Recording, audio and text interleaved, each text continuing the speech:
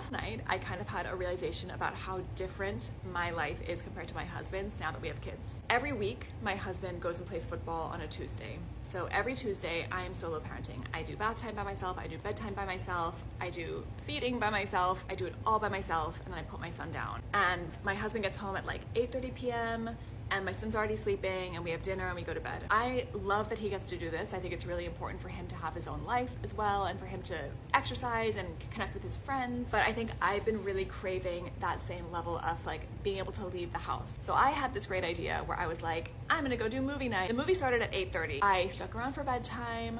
I helped my husband bathe my son, I helped my husband put him down for bed, and then I left. Bear in mind, my night out is starting when my husband's night out normally ends. I get home at 11, I brought my pump with me in the car, I wore my pumping bra to the movies so that I could pump on the way home. I'm pumping, driving, going home so I don't have to do it when I get into bed. And I got home at like 11:30 and I was exhausted. I had a good time, but it didn't feel like an activity that filled my cup as much as I had hoped it would. And I realized that it's because my husband gets to go and he doesn't have to do bedtime at all, whereas I feel like I am always required to be there for bedtime. The reality is sometimes my son just wants me. I don't know. Definitely a lot of lessons were learned, one of which is I don't know if movies are a good activity for me because a 2-hour movie, 3-hour movie, it was a lot.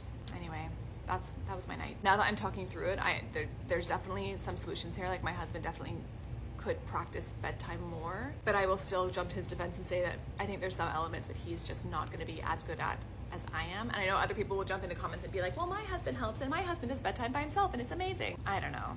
I'm tired. Let me live.